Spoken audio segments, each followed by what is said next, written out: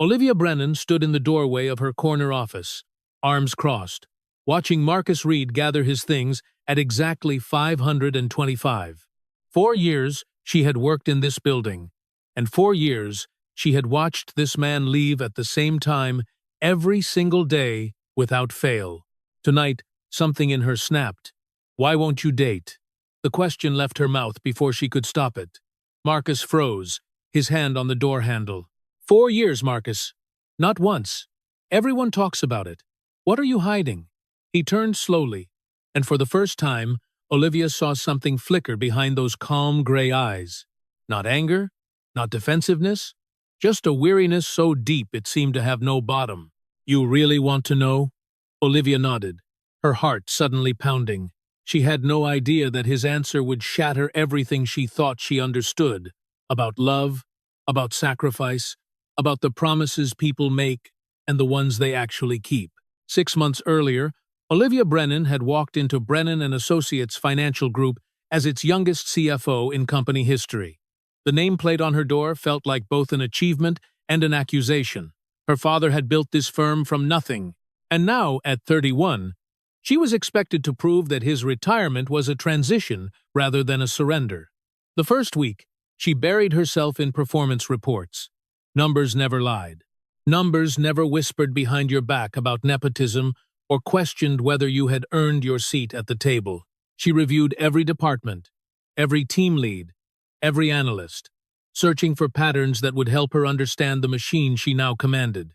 That was when she first noticed Marcus Reed. His file was remarkable in its consistency. 4 years of flawless performance reviews, not a single error in his quarterly reports, client satisfaction ratings that consistently ranked in the top 3% of the entire company. He was the kind of employee that firms fought to recruit, and competitors tried to poach. Yet he had declined every promotion offered to him. 3 times he had been recommended for team lead. 3 times he had politely refused. Olivia called him into her office on a Tuesday afternoon. He arrived exactly on time, neither early nor late, and sat across from her with the patient stillness of a man who had learned to wait. "Mr. Reed, I've been reviewing your file." She kept her voice professionally neutral. "You're one of our strongest performers. Why have you turned down every leadership opportunity?" Marcus met her eyes without flinching. "I prefer to leave at 5:30.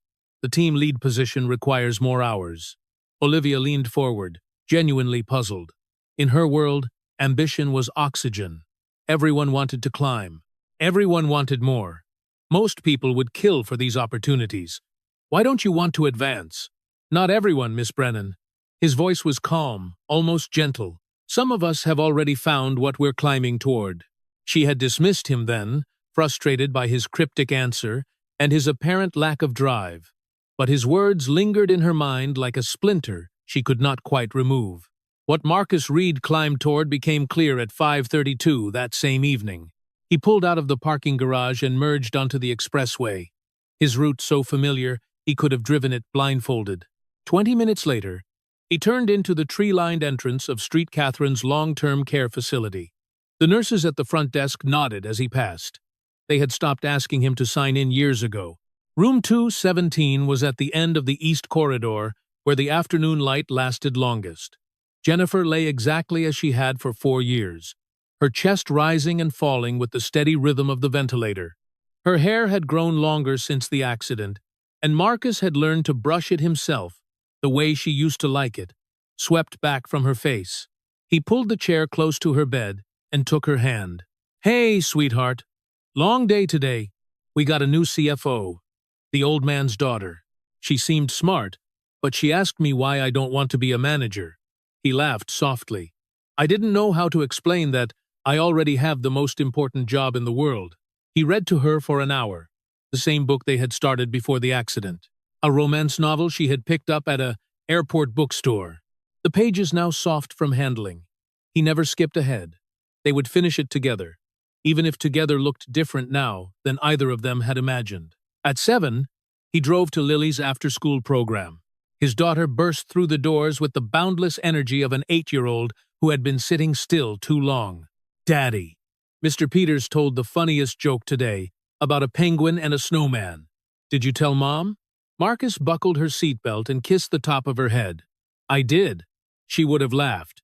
They cooked dinner together that night, spaghetti with too much garlic, the way Jennifer used to make it. Lily set 3 places at the table, including the empty chair they never removed. After homework and bath time and one more chapter of Charlotte's Web, Marcus tucked his daughter into bed and turned off the light.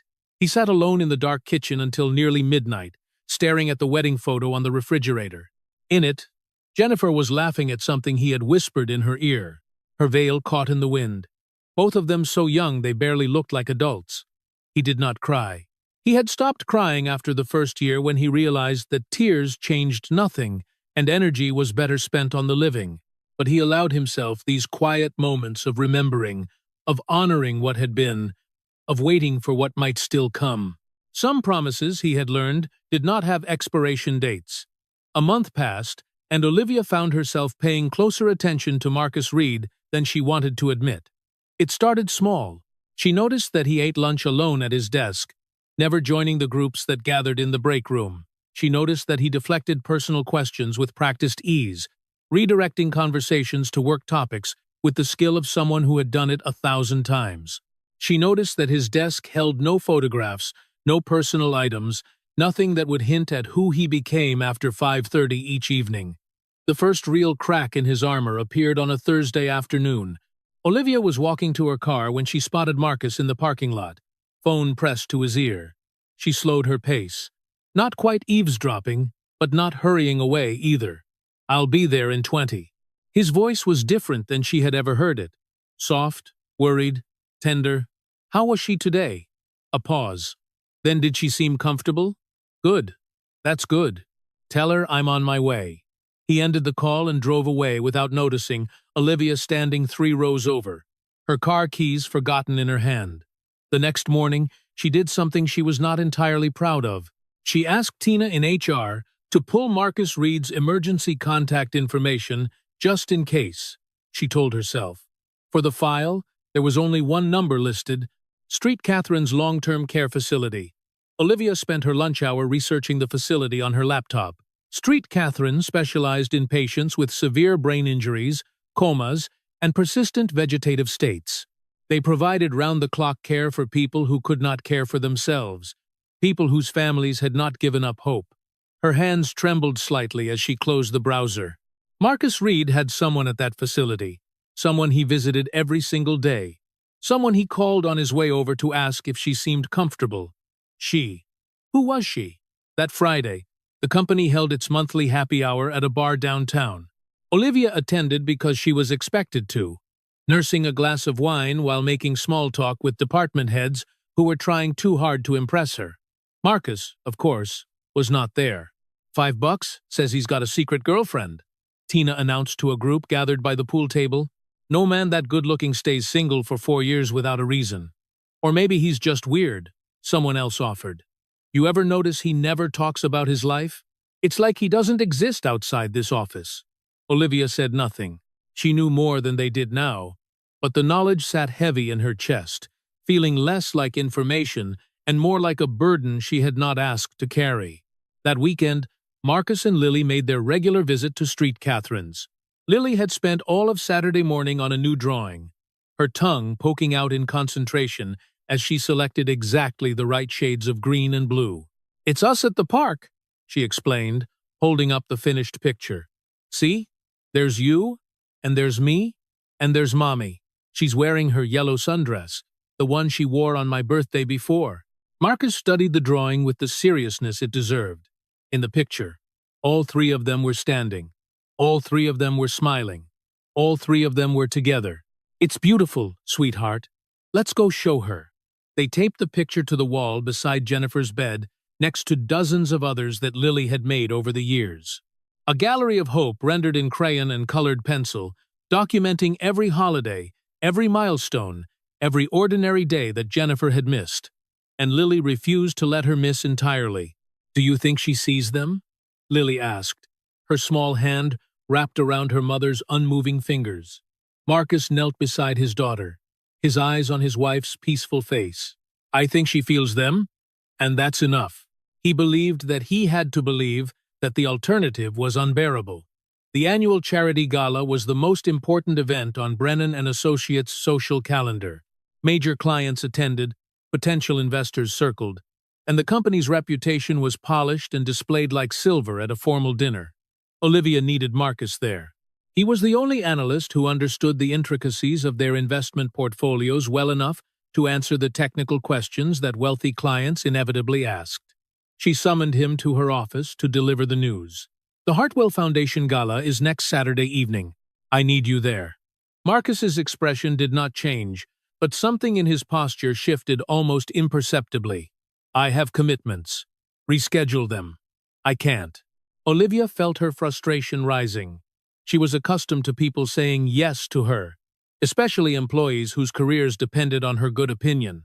Mr. Reed, this is not optional. Then I apologize, but I won't be able to attend. They stared at each other across her desk, neither willing to yield.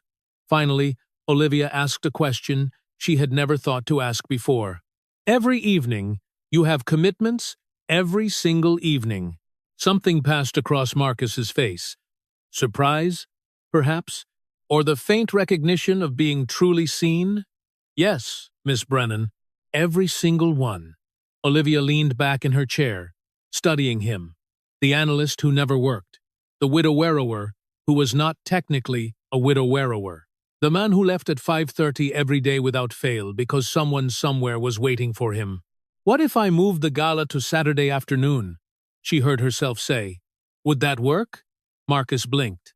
In 4 years at this company, no one had ever adjusted a schedule to accommodate him. No one had ever asked what would make things easier rather than simply demanding compliance. You would do that? I need you there, and you have somewhere to be in the evenings. This seems like a reasonable compromise. She kept her voice businesslike, but something softer had crept in around the edges. I'll move the start time to 2, but I need you there until at least 4:45. Marcus considered for a long moment. 4:45. No later. Done. The gala was a success by every measurable standard. Marcus arrived in a dark suit that made him look like a different person entirely, confident and commanding in a way that his usual office demeanor only hinted at. He charmed the clients, answered every technical question with ease, and conducted himself with a quiet authority that Olivia found herself watching whenever she thought he was not looking. At 4:43, he approached her near the dessert table. Miss Brennan, thank you for the accommodation. I need to leave now. She nodded, surprised by the small pang of disappointment she felt. Of course, you've done more than enough. He was gone before the clock struck 4:45. A silver-haired investor sidled up to Olivia, champagne glass in hand. Your best guy just left. Everything all right? Olivia watched the door where Marcus had disappeared, something shifting in her chest. He has somewhere more important to be. The words surprised her. She had never said anything like that about an employee before. She had never believed that anything could be more important than the work. But watching Marcus Reed walk out of that ballroom, she wondered if perhaps she had been measuring importance by the wrong scale entirely. Olivia began to notice things she had been too busy to see before. She noticed that Marcus always took the stairs instead of the elevator, as if he had learned to conserve his emotional energy for places it mattered more. She noticed that he kept a small silver watch in his desk drawer, one he sometimes held but never wore. She noticed that on the rare occasions when he smiled, the expression transformed his entire face and made him look years younger. She wondered who he had been before whatever had happened to make him this way. The answer came in pieces over the following weeks. Piece 1 arrived when Marcus called in sick without warning on a Thursday morning. When he returned the next day, a coworker asked if he had enjoyed his day off. My daughter was sick, Marcus said simply. She's better now. Daughter. He had a daughter. Olivia pulled his file again, something she was doing with uncomfortable frequency. Emergency contact number 2 was indeed a child. Lily Reed, age 8. The contact number was for her elementary school. There was no mother listed anywhere. Piece 2 came later that same week. Marcus had left his desk briefly, and Olivia found herself walking past it, her eyes drawn to the single personal item he kept in his drawer, the silver watch. She could see now that it was a woman's watch, delicate and old-fashioned, the kind that might have been passed down through generations. A wife's watch, a mother's watch. Piece 3 arrived one evening when Olivia stayed late to finish a report. At 6, she glanced out her window and noticed Marcus's car still in the parking lot. This was unusual. He was always gone by 5:35 at the latest. She walked down to the lot, telling herself she was just getting fresh air. His car was parked in its usual spot, and through the windshield, she could see him sitting motionless in the driver's seat, his head resting on the steering wheel. Not sleeping, just still, just tired, just holding himself together in the only private space available to him. Olivia raised her hand to knock on the window, then stopped. This was not hers to intrude upon. Whatever weight Marcus Reed carried, he had not asked her to help him carry it. She walked back to the building without making a sound, but the image stayed with her, a good man alone in a parking lot, gathering the strength to face whatever waited for him next. Meanwhile, at Street Catherine's, Marcus read Jennifer the next chapter of their book. Lily had recovered from her fever and insisted on coming along. She held her mother's hand while Marcus read, occasionally adding commentary about the characters' choices that made Marcus smile despite himself. "Mommy, I got better," Lily reported, her voice carrying the serious weight of important news. "Daddy took care of me, just like you would have. He made soup and everything, even though he put too much salt in it." "I did not," Marcus protested. "You totally did, but I ate it anyway because you tried hard."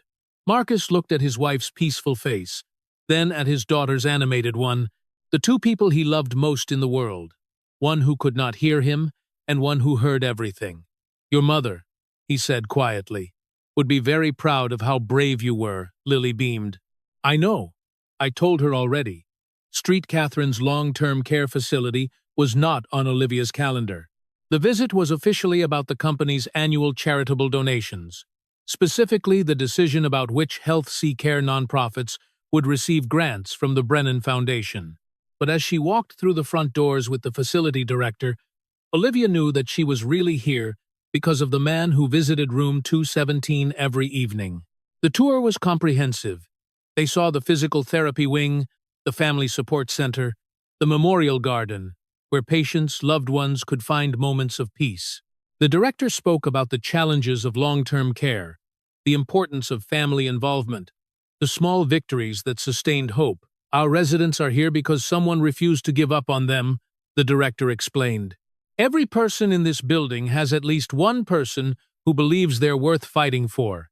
They turned down the east corridor, and Olivia's heart began to pound. Through the window of room 217, she could see Marcus Reed sitting beside a hospital bed. A woman lay motionless beneath the covers, her chest rising and falling with mechanical regularity. Marcus was reading aloud from a book, his lips moving, his free hand wrapped around the woman's fingers. Olivia stopped walking. She could not move, could not breathe, could not look away. "That's one of our longest residents," the director said, following her gaze. "Traumatic brain injury from a car accident about 4 years ago. Her husband comes every day without fail, rain or shine, weekday or weekend. Every single evening. He reads to her, talks to her, brushes her hair. Husband." The word hit Olivia like a physical blow. Not a mother, not a sister, his wife. "Some of our families struggle to visit once a month," the director continued. "But that man, he's never missed a day. Not one day in 4 years." Olivia watched as Marcus turned a page and continued reading, completely unaware of her presence. His face was soft, in a way she had never seen at the office, stripped of all the professional armor he wore between 9 and 5:30. This was the man he really was. This was where he went. This was why he refused promotions and skipped happy hours and left at the same time every single day. He was not cold or antisocial or lacking ambition. He was in love. Still, after everything, Olivia walked out of the building without completing the tour. She sat in her car in the parking lot and cried for the first time in years. Huge, gasping sobs that seemed to come from somewhere deeper than her chest. She was 31 years old. She had never loved anyone the way Marcus Reed loved the woman in that hospital bed. She had never even come close. She had chosen career over connection at every crossroads, telling herself that love could wait, that there would be time later. that success was the thing worth sacrificing for. But Marcus had sacrificed success for love. He had chosen presence over promotion, devotion over advancement, promises over ambition. And sitting in that parking lot, watching the autumn sun sink toward the horizon, Olivia realized that she had been measuring her own worth by the wrong scale entirely. She returned to work the next day and said nothing. She treated Marcus exactly as she always had, professional and courteous. Though, now she ended their meetings 5 minutes early without being asked. Now she never scheduled anything that might make him late. Now she understood what 5:30 meant. It meant, I love you. It meant I'm coming. It meant I'll never stop. Some secrets she had learned were not hers to expose, but she could honor them quietly in the small spaces where respect lived.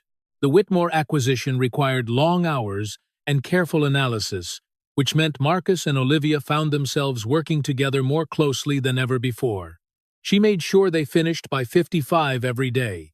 He noticed you don't have to accommodate me, he said one afternoon. I know it creates extra work for you. Olivia looked up from her laptop. Everyone has their priorities, Mr. Reed. I'm learning to respect that. Something shifted between them.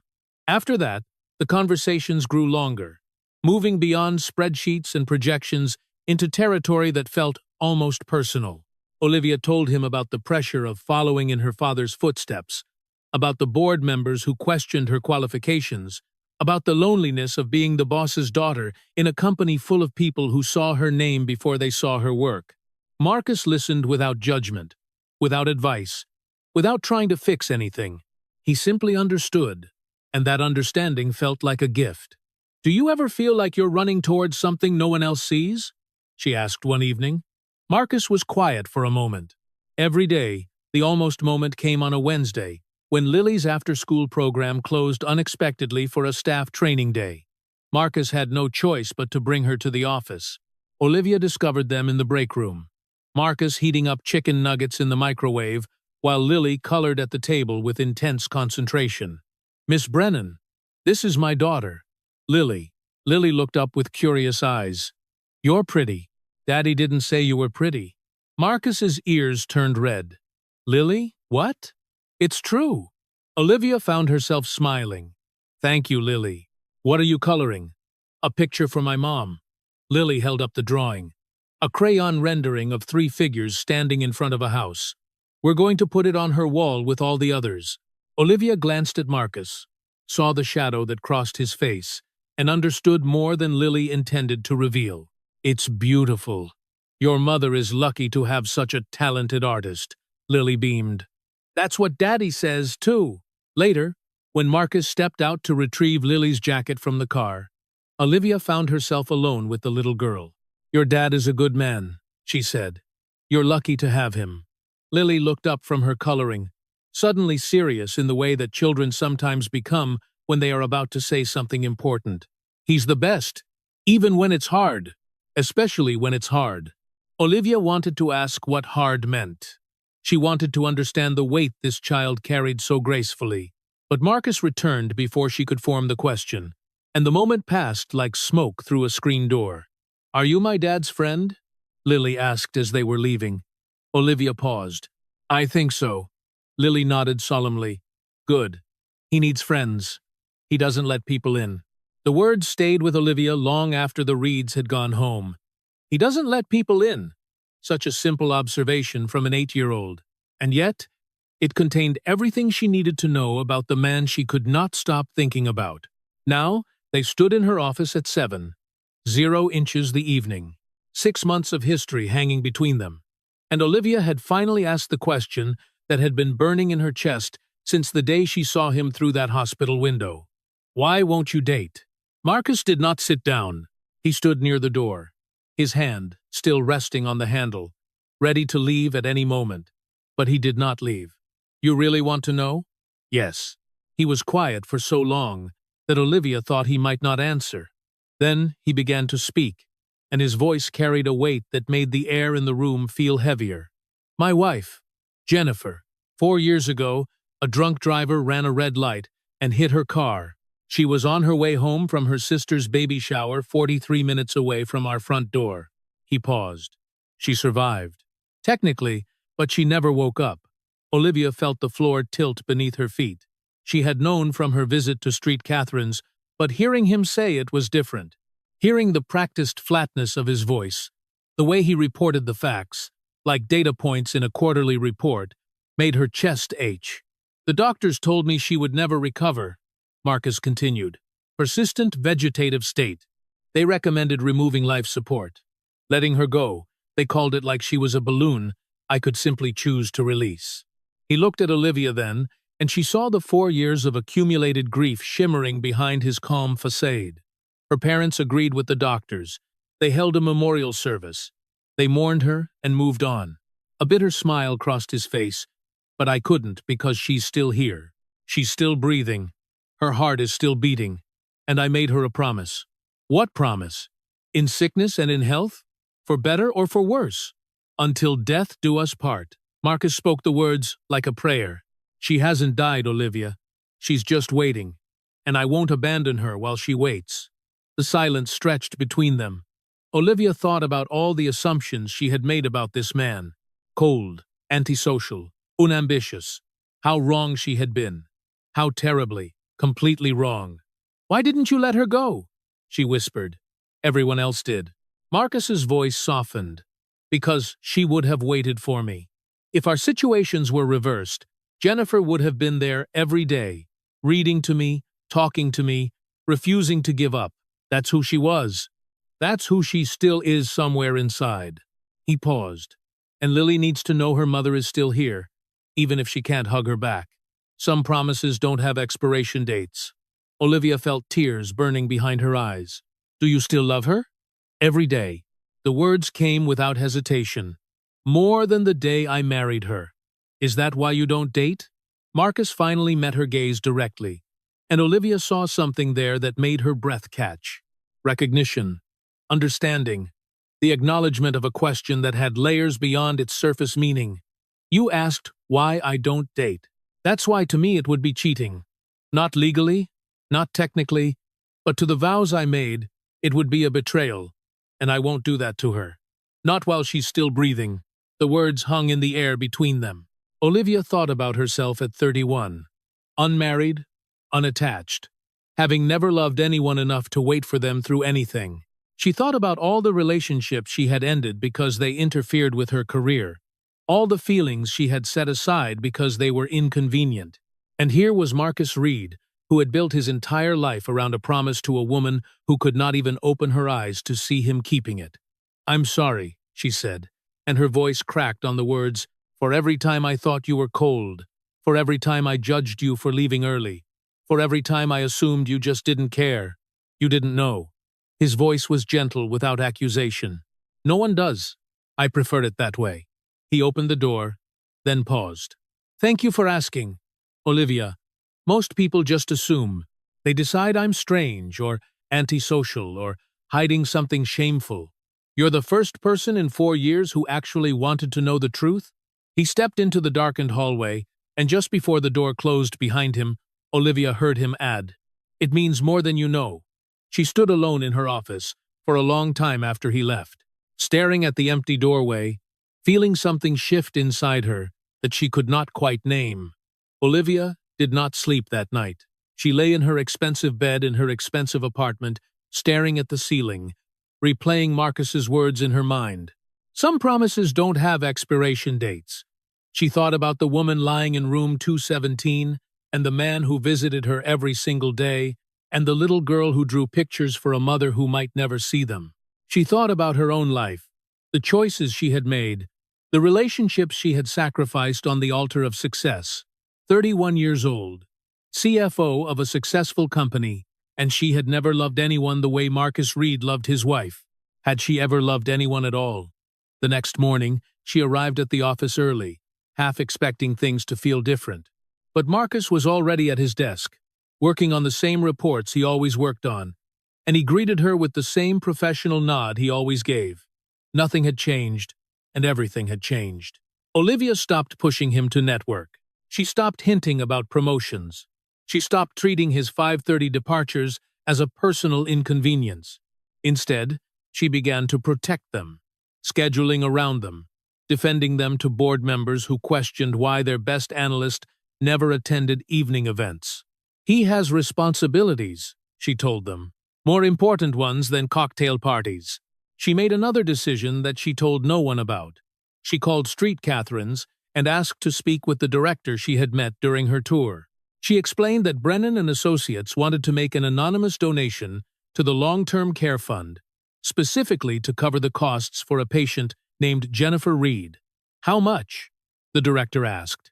"Enough to cover her care for the next 5 years, whatever that number is?" The director was silent for a moment. "That's very generous. May I ask why this patient specifically?" Olivia thought about Marcus sitting in his car in the parking lot, finding the strength to face another day. She thought about Lily drawing pictures for a mother who might never wake up. She thought about love that did not ask for anything in return, because some promises deserve to be supported, she said. Even the ones we don't make ourselves. The following weekend, Marcus and Lily made their usual visit to Jennifer's room. Lily had created a new drawing, and she chattered excitedly as they walked down the east corridor. "This one's different, Daddy. Look." Marcus examined the picture. 3 figures stood in the foreground, Lily and Jennifer and himself. But in the background, slightly apart from the family group, stood a 4th figure, a woman with dark brown hair, watching them with a small smile. "Who's that?" Marcus asked. "The nice lady at your work, the one who asked about you." Lily studied her own drawing critically. "She looks lonely, don't you think? Like she's looking for her people, but hasn't found them yet." Marcus stared at the crayon figure, something shifting in his chest that he could not quite identify. Olivia Brennan, rendered in a child's simple strokes, standing at the edge of his family portrait. "Did you tell her about Mommy?" Lily asked. "Yes, good." Lily nodded with the certainty of the very young. She seemed like someone who would understand. That Monday, Marcus did something he had not done in 4 years. When his team announced they were going to lunch together, instead of declining as he always did, he hesitated. "I can stay for 30 minutes, he said. His co-workers stared at him as if he had announced he was moving to Mars. "You're coming to lunch?" Tina from HR asked. "Willingly." 30 minutes, Marcus repeated. "That's all I can spare." From across the room, Olivia watched him leave with the group, something warm spreading through her chest. It was a small thing, half an hour with colleagues, but she understood what it meant. The walls he had built were not coming down, but he was opening a door. Just a crack, just enough to let a sliver of light through. She smiled, and when Marcus glanced back over his shoulder before stepping into the elevator, she thought she saw him smile too. 3 months later, Olivia received a phone call that changed everything. It was the director of Street Catherine's calling to thank her for the donation that had kept the facility running through a difficult quarter. But at the end of the call, almost as an afterthought, she mentioned something else. "You might be interested to know about one of our long-term patients, Jennifer Reed. She showed signs of responsiveness last week for the first time since her admission." Olivia's heart stopped. What kind of signs? Her husband was reading to her, and she squeezed his hand. Not a reflex, a purposeful squeeze. "Her doctors are cautiously optimistic." Olivia thanked her and hung up the phone. She sat very still at her desk for a long time, thinking about Marcus, reading to his wife day after day, year after year, waiting for exactly this kind of miracle. She did not tell him she knew. She did not need to. The evening after Jennifer squeezed Marcus's hand, the Reed family gathered in room 217 for the first time, as a family that might have a future. Lily sat on one side of the bed, her small fingers wrapped around her mother's hand. Marcus sat on the other, reading from a familiar book, the same one he had been reading for 4 years. His voice was steady, but his free hand trembled slightly. "And they lived," he read, "not happily ever after, because that's not how real life works. But they lived together, and that was enough." He closed the book and looked at his wife's peaceful face. Her eyelids fluttered, just barely, and her fingers twitched against his palm. "Take your time," he whispered. "I'm not going anywhere. I never went anywhere. I'll be here when you're ready." Lily climbed onto the bed and curled up against her mother's side, something the nurses usually discouraged, but tonight allowed. "We'll wait, Mommy. However long it takes. That's what Daddy always says. Some promises don't have expiration dates. Outside the room, unseen by the family within, Olivia Brennan stood watching through the window. She held a small bouquet of flowers that she had brought from the gift shop downstairs. She did not go in. She placed the flowers on the nurse's station desk with a note that said simply, "For Jennifer Reed, room 217." And she stood for a moment longer, watching the man who had taught her what love looked like when it was not convenient, not easy, not returned in any of the ways the world usually measured. Marcus looked up suddenly, as if sensing her presence. Through the glass their eyes met. Olivia raised her hand in a small wave, then turned and walked away down the corridor. She did not look back. She did not need to. Some things were not meant to be spoken. Some connections existed in the spaces between words, in the things that did not need to be said because they were already understood. Marcus watched her go, his hand still wrapped around his wife's fingers. He did not follow her. She did not expect him to. But, as Olivia pushed through the front doors of Street Catherine's and stepped into the cool evening air, she found herself smiling. She had come here looking for something she could not name. A reason to believe that love was real. Perhaps evidence that people still made promises they intended to keep. She had found it in a hospital room where a man read stories to a woman who might never wake up. She had found it in a little girl's crayon drawings and a silver watch in a desk drawer and 530 departures that were sacred appointments with devotion itself. She had found it, and now she knew it was possible. Marcus Reed might never be hers. Jennifer might wake up tomorrow, or might sleep forever. The future was uncertain, as all futures were. But Olivia was 31 years old, and for the first time in her life, she understood what she was looking for. Not success, not power, not a corner office with her name on the door. Just someone who would visit her every day no matter what. Someone who would read to her and wait for her and refuse to give up. Someone who understood that some promises did not have expiration dates. She walked to her car and drove home through the darkening streets of Chicago. And somewhere across town, Marcus Reed was reading another chapter to his wife. And a little girl was drawing another picture for the gallery on the wall. And in room 217 at Street Catherine's long-term care facility, Jennifer Reed's fingers twitched against the hand of the man who had never stopped believing she would come back to him. Sometimes that was enough. Sometimes being seen was the greatest gift of